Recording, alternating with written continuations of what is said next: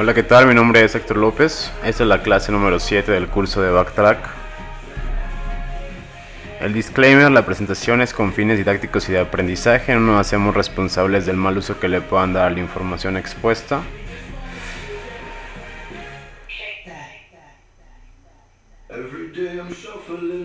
Y bueno, para esta clase vamos a hablar un poquito de lo que es el Simotoa, que es un framework para lo que es inyección de shellcode en manera de modo de ejecución, y es bastante bueno.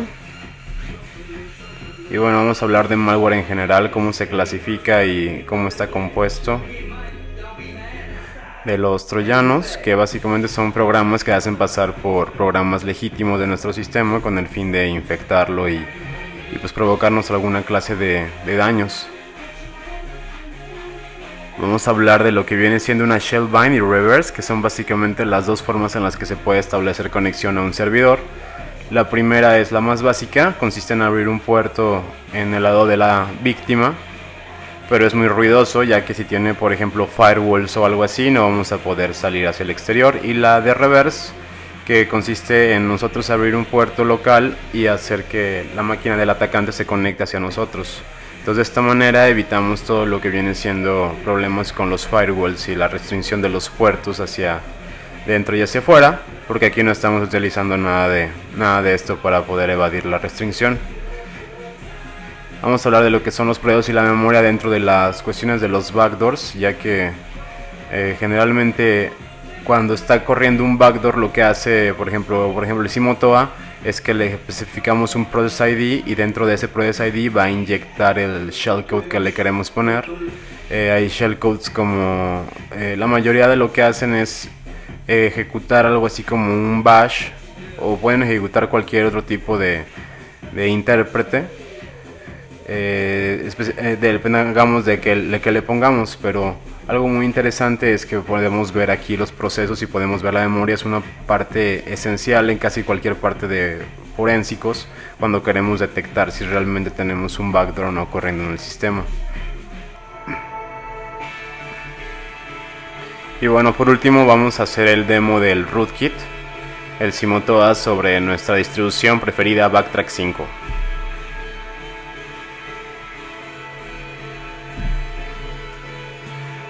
Y bueno, aquí podemos ver básicamente unas fotos de cómo eran antes los troyanos.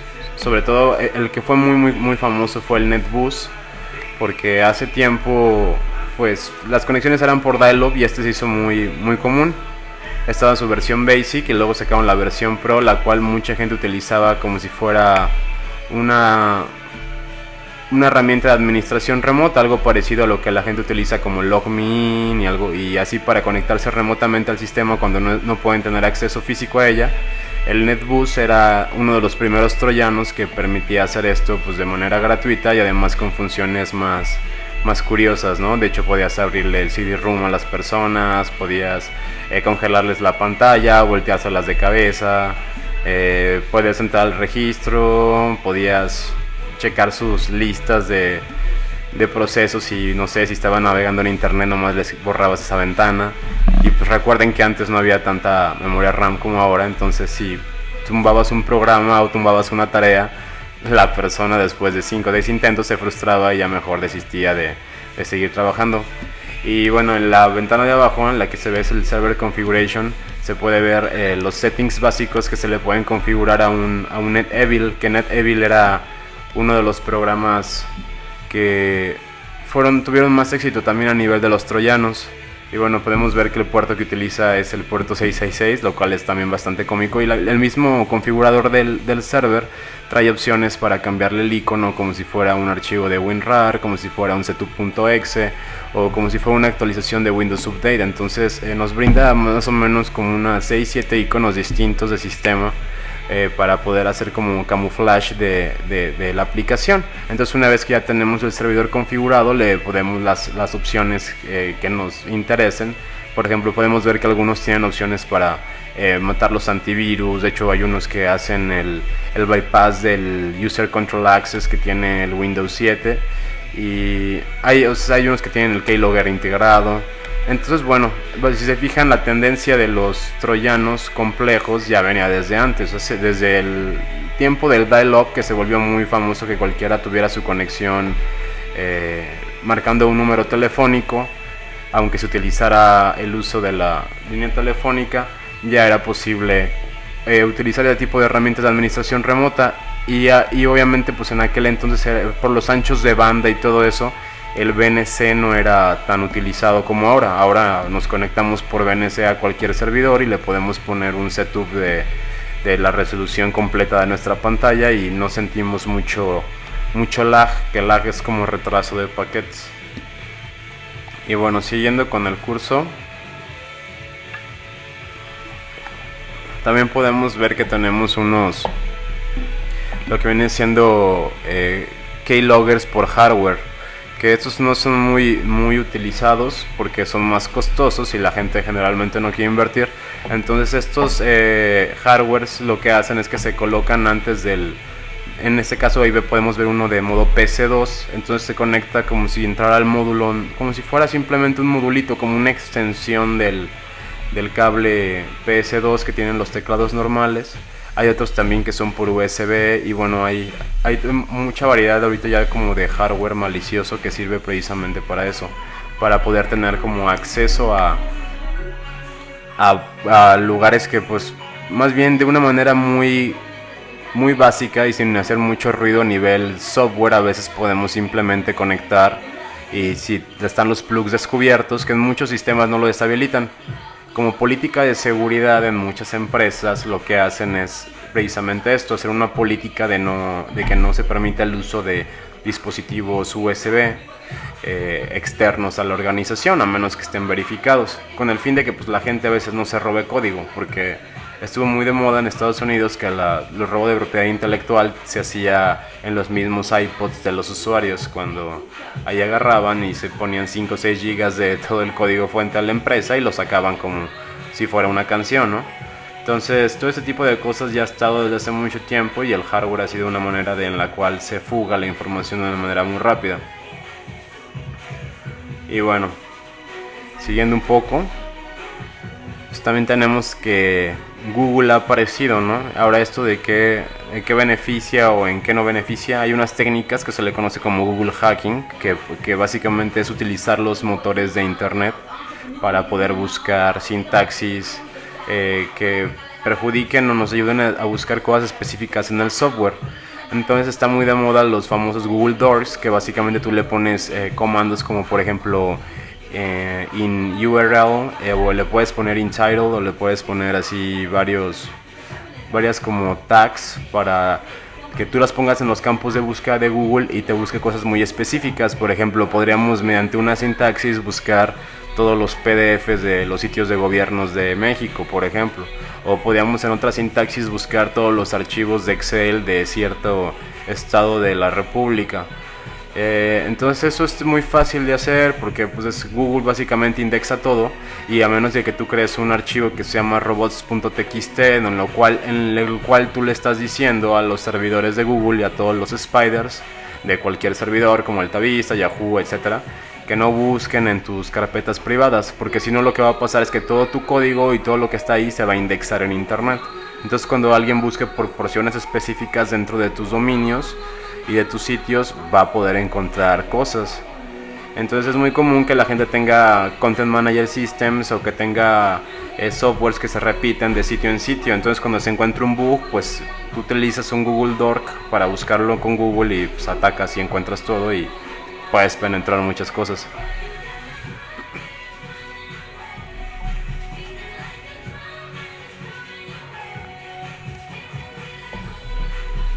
Y bueno, seguimos y tenemos que algo que está muy de moda ahora en Windows 7 es el WAC, que es básicamente una nueva protección que le pusieron.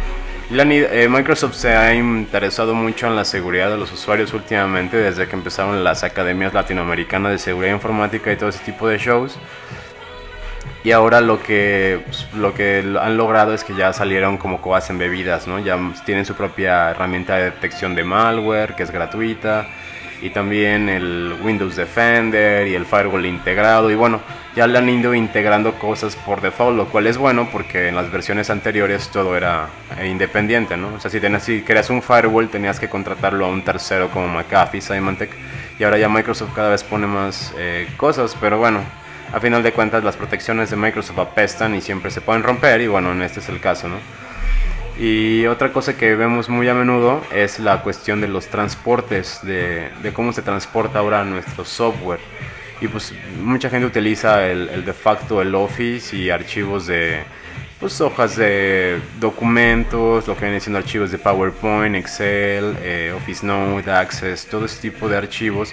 Y bueno, para todo ese tipo de programas a veces hay exploits dedicados. Entonces a veces tú no importa qué sistema host tengas, o sea, no importa que uses Linux, Windows, Mac, porque a veces, o sea, aunque tú tengas una cierta versión de plataforma de hardware o de software, utilizas programas en común que se utilizan a lo largo de múltiples dispositivos. Por ejemplo, cuando salió una vulnerabilidad hace tiempo en lo que viene siendo Adobe Flash, y como se podrán imaginar, pues afecta obviamente a todos los browsers, porque todos usan Flash para ver las famosas peliculitas de YouTube y etcétera, ¿no?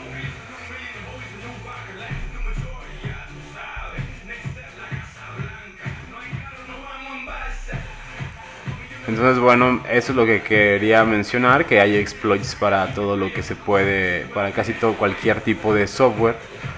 Y ahorita les voy a enseñar que pues, es muy fácil encontrar cualquier software como este. Los troyanos están compuestos principalmente por tres programas: un cliente que envía las órdenes que se deben ejecutar en la computadora infectada, un servidor situado en la computadora infectada, que recibe las órdenes del cliente, las ejecuta y casi siempre devuelve un resultado al programa cliente, y por último un editor del servidor, el cual sirve para modificarlo, protegerlo mediante contraseñas, unirlo a otros programas para que al abrir el programa también se ejecute el servidor, configurar en qué puerto deseamos instalar el servidor, etc. Bueno, todo este choro básicamente es lo que ya les mencioné anteriormente, que todos los troyanos te dan así como que una manera, a veces en un GUI, en una Graphic User Interface, que tú puedes modificar cómo va a ser el servidor.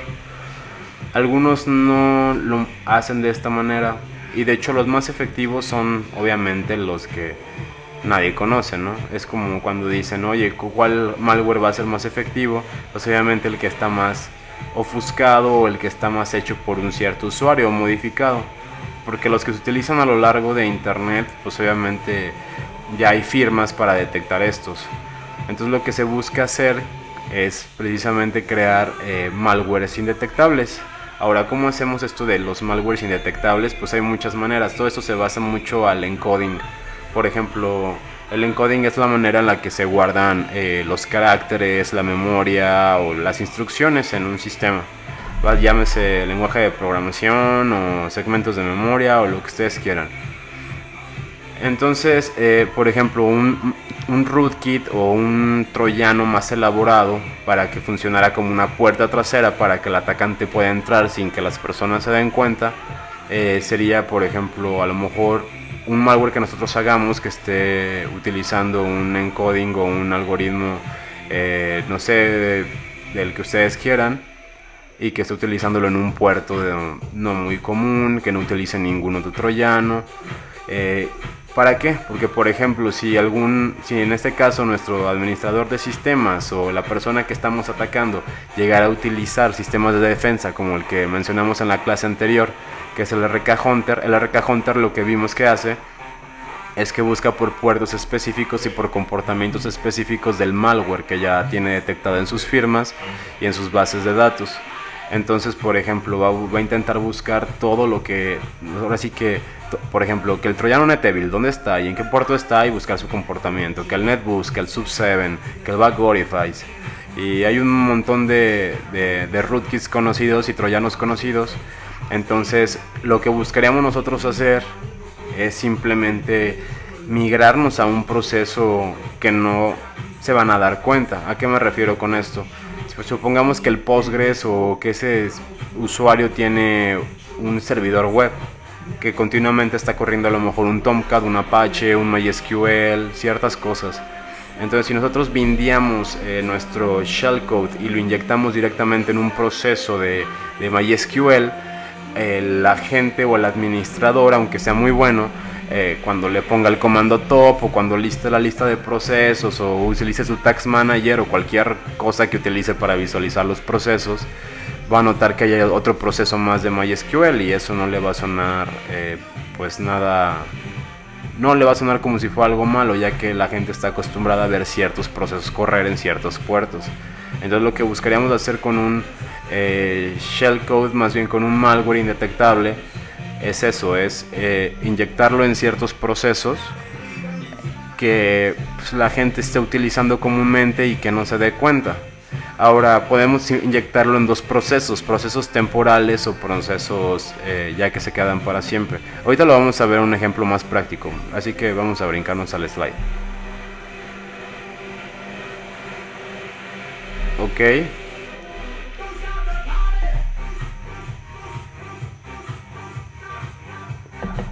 Vamos a verificar que esté grabando esto. Sí, parece que sí. Ok.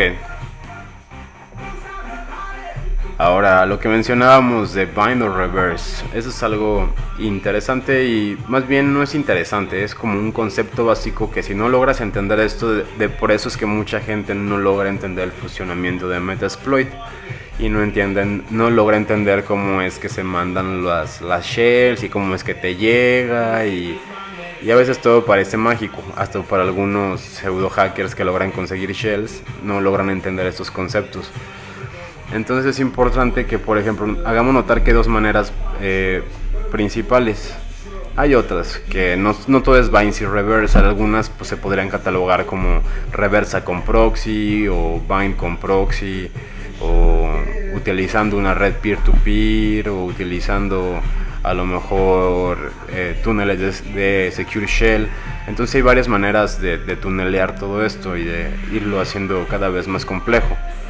Pero para fines básicos, si apareces por cuestiones de tiempo, no conviene mucho hacer lo que vienen siendo los proxies. Cuando estamos utilizando proxies, depende de la cercanía y la latencia que tengamos hacia el proxy, el cómo nos va a funcionar.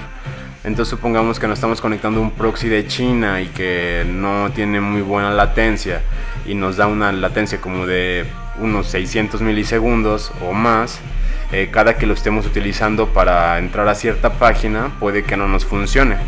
Y más cuando intentemos utilizar y entrar a servicios de Secure Shell, más bien de SSL, utilizando protocolo seguro, pues van a caducar las conexiones y no va a funcionar esto. Entonces, bueno, algo básico es que hay bind y reverse. Bind es cuando se recomienda para cuando podemos hacer ruido en la máquina y que tenemos casi acceso directo al internet, o sea que estamos en la DMZ o que podemos controlar el acceso a los puertos.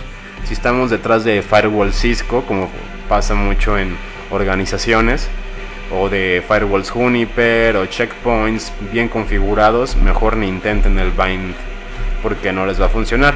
Tienen que intentar el reverse. Bueno, otra cosa que es muy común en los malwares es que funcionen, pues ahora sí que replicándose a sí mismos. Esto es una capacidad básica que se les otorga a los malwares para que sean muy persistentes y que causen mucho daño. Entonces, bueno, aquí le puse un ejemplo con PHP Scripts que se puede traducir básicamente eso al concepto también de una botnet, o se puede construir también, pasar el concepto a lo que viene siendo una bomba fork. Entonces, bueno, algo muy básico que la otra vez hicimos en una intrusión de un sistema es que, por ejemplo, imagínense, si quisiéramos llenar y saturar rápido el disco duro de cualquier servidor, ¿qué es lo que haríamos principalmente? Sería buscar posiblemente, primero hay que buscar en qué carpetas tenemos permisos para leer, escribir y ejecutar y todo eso. Pero una vez que ya encontramos un directorio vulnerable, podríamos intentar copiar archivos grandes y crear respaldos y de manera iterativa hasta que se bloquee y pues explote la capacidad de la computadora. Entonces, si por ejemplo le creamos no sé, 600 procesos que lo que hagan sea ir a cierta carpeta, comprimir todo y guardarlo en un archivo, y que el siguiente proceso lo que haga es de ese mismo respaldo sacarle todavía otra compresión y mandarlo a otro archivo cada que se haga este proceso, para seguir haciendo esto de manera iterativa, no sé, 100 veces o 500 veces. Pues obviamente el primer respaldo, supongamos, va a ser de 1 giga, el segundo va a ser de 1.5, el tercero va a ser de 3 gigas y el cuarto va a ser de 6 gigas, y así va a ser sucesivamente. Entonces, si corremos a lo mejor 100 procesos de esto, lo que va a pasar es que la máquina pues va a tronar. Sobre todo los procesos de compresión y de empaquetado y todo eso generan muchos, más bien requieren muchos recursos del procesador y de memoria. Entonces es posible que podamos lograr causar una denegación de servicio a la computadora. Al no tener ya memoria disponible o disco duro disponible, va a dejar de responder comúnmente a los usuarios como lo hacía normalmente. Otra cosa que es importante mencionar en esto de los backdoors es lo que viene siendo el monitoreo de recursos del sistema. Siempre los administradores tienen que estar monitoreando sus recursos y checando que no les haya cambiado los permisos a ciertos archivos, etc.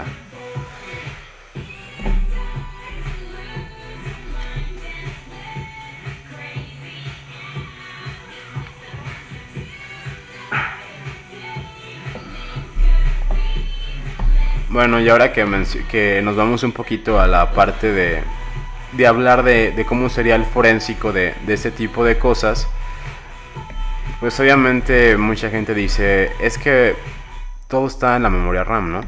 Comúnmente. A ver, necesito poner esto, un segundo, que necesito inspiración.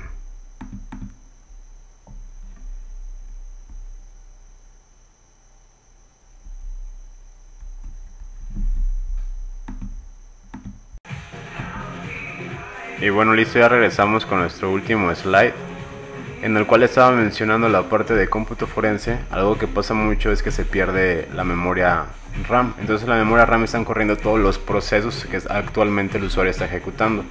Es decir, si nosotros podemos hacer esto, que es muy complicado, pero mucha gente ya lo ha logrado hacer. De hecho, esto se presentó como una prueba de concepto creo que primero fue en un Computer Chaos Club y luego se pasó al DEF CON, o no sé si fue primero en un DEF CON, pero ahí se presentó la técnica. Entonces, esto cómo lo pueden hacer de una manera rápida en su casa y con cosas baratas.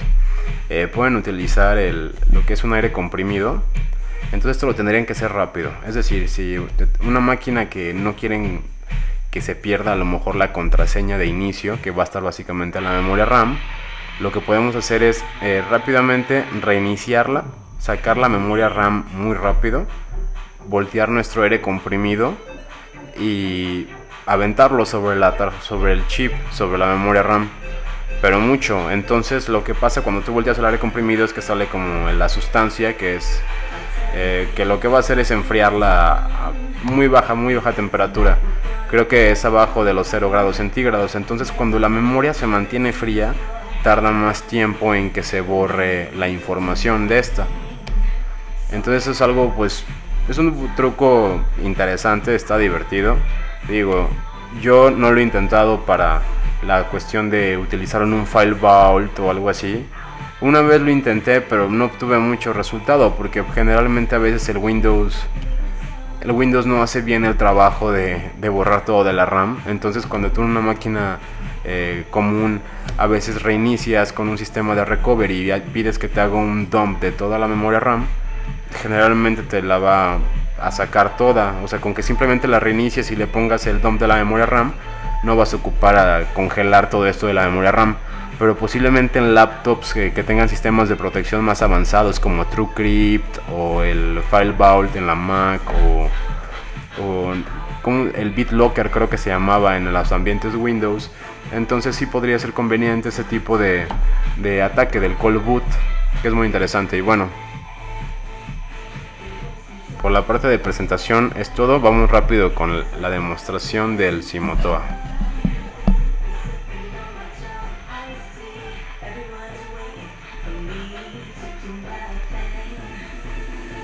Bueno, ya estamos aquí en nuestro backtrack. Lo que tenemos que hacer es iniciar una terminal. La vamos a abrir, vamos a aumentarle un poco el tamaño para que se vea bien en la pantalla. Y bueno, ya aquí nos vamos al directorio de Pentest, que es donde tenemos todas las aplicaciones de la distribución. Aquí nos vamos a Backdoors y tenemos algunas opciones. Vamos a abrir la opción de Simotoa. Y bueno, esto es lo que nos muestra el directorio de Simotoa. Son algunos archivos, los vamos a listar de una manera más amplia. Y podemos ver que consta de un ejecutable. El Simotoa tiene ahí su header en su archivo de C, su versión ya compilada, tiene su makefile, su cabecera de los payloads, su cabecera de la personalización y un script que está hecho en Perl. Son básicamente los archivos que contiene el Simotoa.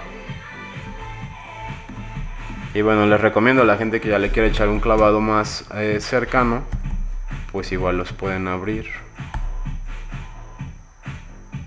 y leer un poco, ¿no? Y se fijan, pues yo lo estuve checando hace tiempo y están muy bien escritos, la verdad, pues, se sacaron un 10.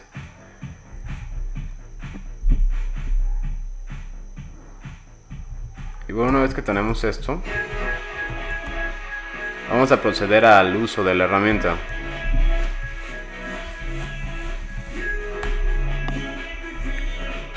Cuando lo abrimos, esto es lo que nos sale, ¿no? Dice versión alfa, runtime shellcode injection for stealthy backdoors.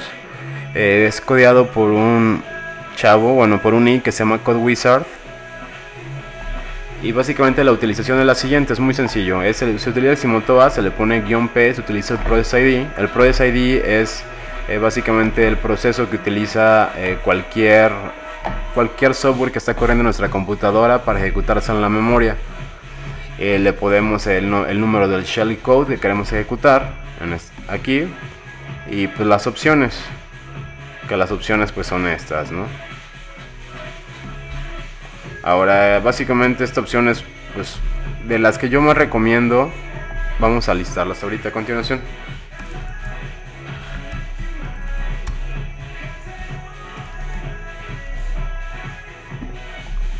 Contiene esas opciones, van del 0 al 10. Las primeras 3 son para bind, la tercera es para connect back, bueno, en este caso la cuarta. Y bueno, tenemos una opción que lo que hace es crearnos un servidor web, lo cual está bastante interesante. Ahorita vamos a hacer una demo de esto. Podemos crear con la opción 8 una fork bomb, y pues eso también es muy interesante. La opción 9 nos permite abrir el CD-ROM haciendo un loop. Y hay que tener en cuenta que el Simotoa lo que hace es hacer el shellcode injection, pero en sistemas Unix based, lo cual es todavía más interesante porque generalmente todos los que vamos a encontrar y todos los backdoors van a ser pues que el NetBoost, que el Backorify, todos los que tienen como interfaz gráfica y que son para Windowseros. Entonces esta es diferente, esta herramienta. Y bueno, ya mencionando cómo podemos inyectar el shellcode en la memoria, vamos a crear otra tableta. Y con el comando top podemos ver los procesos que están corriendo actualmente. En este caso ahorita vamos a abrir uno nuevo para poder inyectar en ese proceso el shellcode y que sea como más demostrativo. Vamos a abrir algo básico. Cualquier persona tiene en su máquina corriendo el Firefox o el Internet Explorer o el Word o el Excel, algo así. Entonces a este usuario primero le vamos a infectar su Firefox. Entonces va a correr el Firefox. Aquí vemos que ya está corriendo.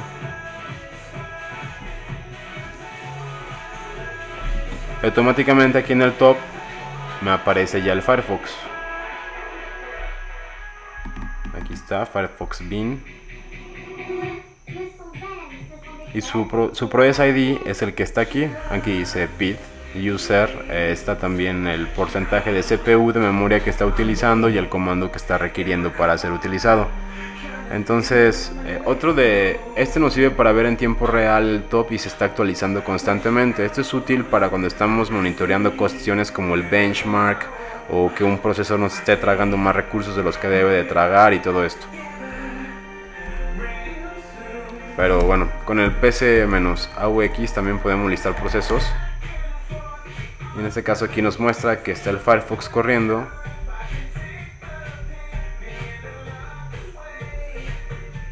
Y el Process ID que está utilizando es este. Pues vamos a copiar el Process ID y vamos a proceder a inyectar con el Simotoa un backdoor ahí. Entonces vamos a poner "-p", pegamos nuestro Process ID, ponemos "-s", que es la opción que vamos a utilizar de shellcode, y en este caso vamos a usar la primera, que es la 0.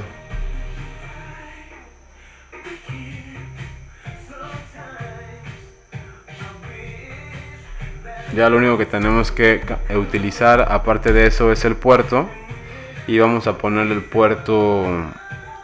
Aquí hay dos maneras. Cuando pensamos en un puerto, podemos pensar en los comunes para que sea transparente y que sea fácil de que pues no pase por un detector a lo mejor de malware.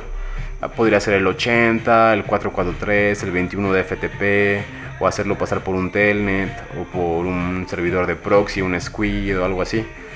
Pero también podemos ponerlo en un puerto simplemente que no esté utilizado. En este caso voy a tratar de utilizar el 777.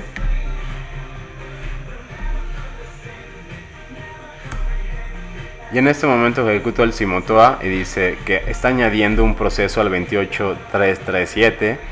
Me dan la información de los registros, me da el value de mi X, de mi ESP, me da varios resultados en hexadecimal de segmentos de memoria, y aquí me dice cómo inyectó y dónde inyectó, y bueno, aquí me dice el resultado, ¿no? Que el resultado es que esté infectado. Ahora, ¿cómo puedo verificar que esto sea cierto? Vamos a abrir otra consola y vamos a marcarle con el netcat. Pero en este momento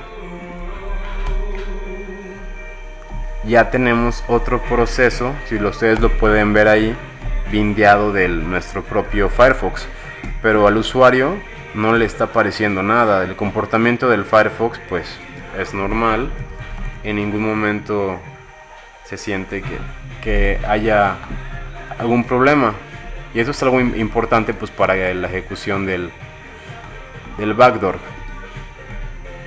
que lo hicimos de manera muy sencilla, y pues aquí ya lo tenemos infectado. Ahora, ¿cómo lo podemos verificar que esto esté funcionando?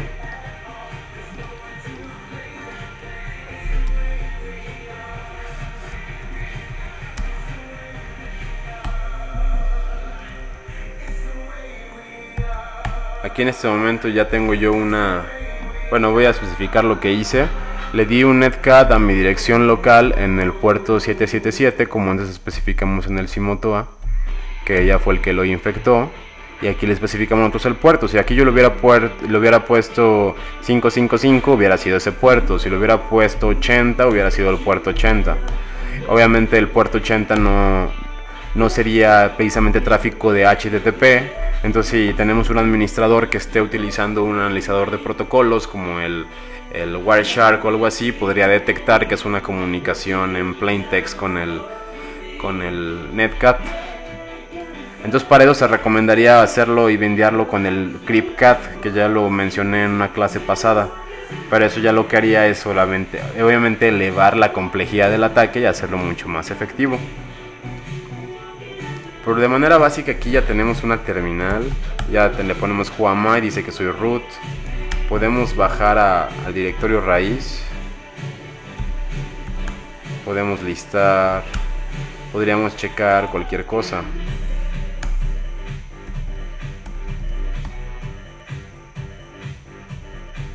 De hecho, podríamos utilizar comandos desde la otra máquina. Supongamos que aquí yo estoy conectado a otra computadora, podría yo utilizarla para mandar escaneos o para desde ahí pivotear y lanzar un exploit o algo parecido.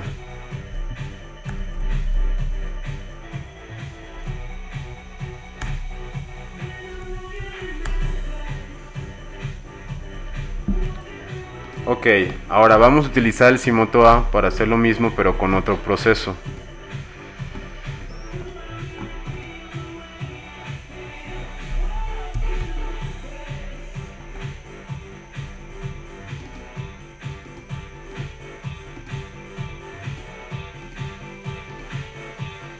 Ahora, el utilizar el Firefox en este caso es conveniente, pero podríamos utilizar herramientas a lo mejor del propio sistema, como les mencioné anteriormente, algo de MySQL o algo de más interno. De hecho, podríamos a lo mejor, voy a poner un ejemplo que puede parecer muy tonto, pero es algo cómico.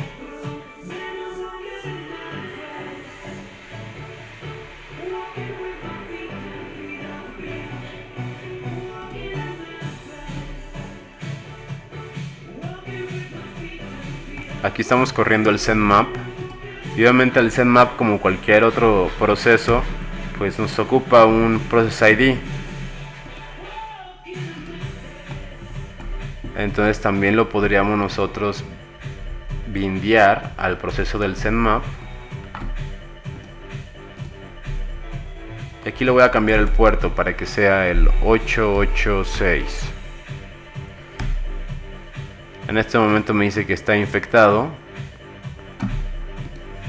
Vamos a checar los procesos nuevamente y vemos ahora ya dos procesos de ZenMap, cuando pues visiblemente solo tenemos un proceso de ZenMap corriendo, o sea, no se abrió ninguna otra ventana adicional. Y si yo le marco a esta dirección por netcat,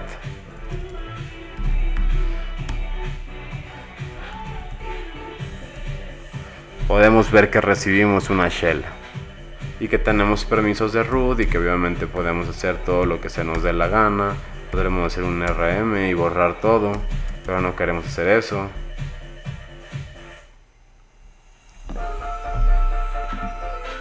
Entonces eso es algo interesante, que hasta las propias herramientas que tenemos nosotros de hackeo podrían ser un proceso que está convertido para afectarnos. Eso se vio y fue algo común, que una vez me tocó ver en un snort, y empezó a pasar en varios snort, que el mismo snort lo infectaban. Entonces el detector de intrusos estaba infectado, y cada que obviamente el administrador siempre se iba a preocupar porque su snort estuviera corriendo.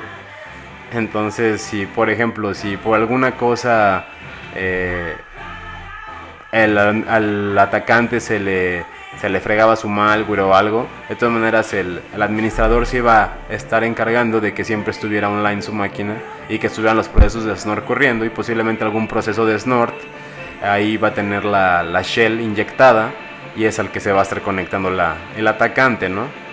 También fue muy común que creo que algunos sistemas de Computer Associates tenían un problema similar. Pero bueno, con esto ya se demuestra que es muy fácil inyectar shellcode en un proceso, el que sea. Vamos a hacer otro demo ahora con... déjenme pensar. Vamos a listar otra vez las opciones y vamos a correr rápido la opción 6. Y lo que va a hacer es crearnos un servidor HTTP.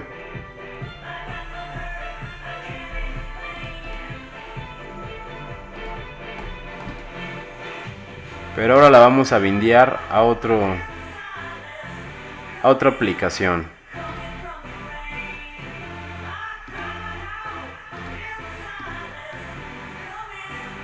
Aquí hay una herramienta que se llama KeepNote. La abrí al azar. Agarro la listo.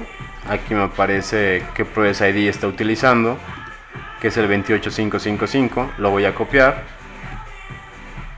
y lo voy a pasar a inyección. Agarro, pego el número del proceso, lo doy a aceptar y me dice que ya está infectado. Entonces ahora voy a checarme localmente que sí, que se abrió un puerto nuevo.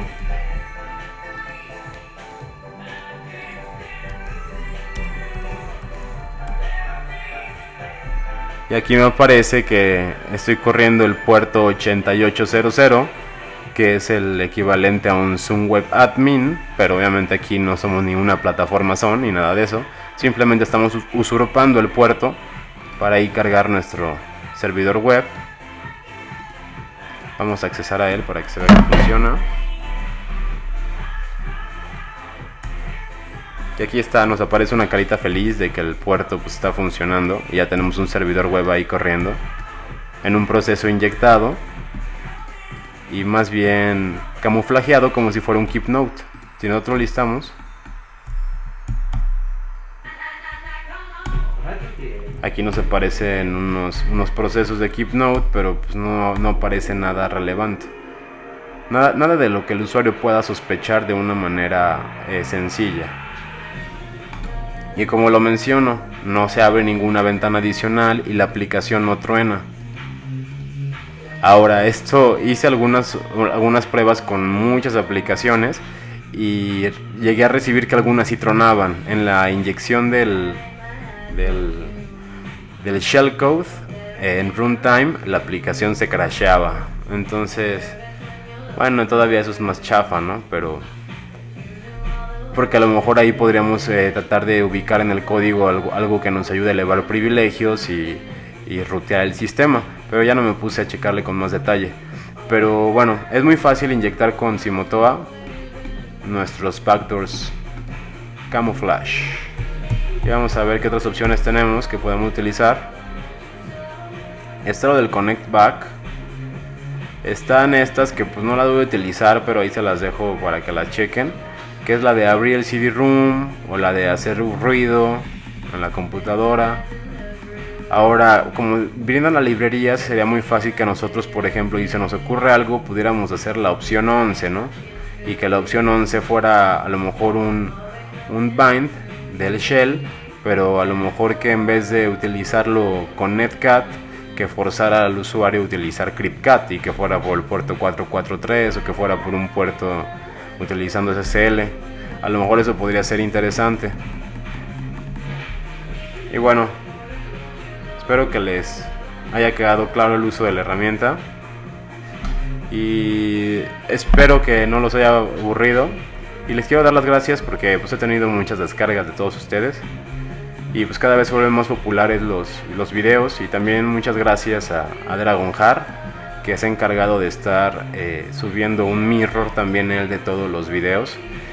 Y la verdad pues muchas gracias a todos y esperemos seguir con las 20 clases, que todavía nos faltan muchas. Gracias y hasta luego.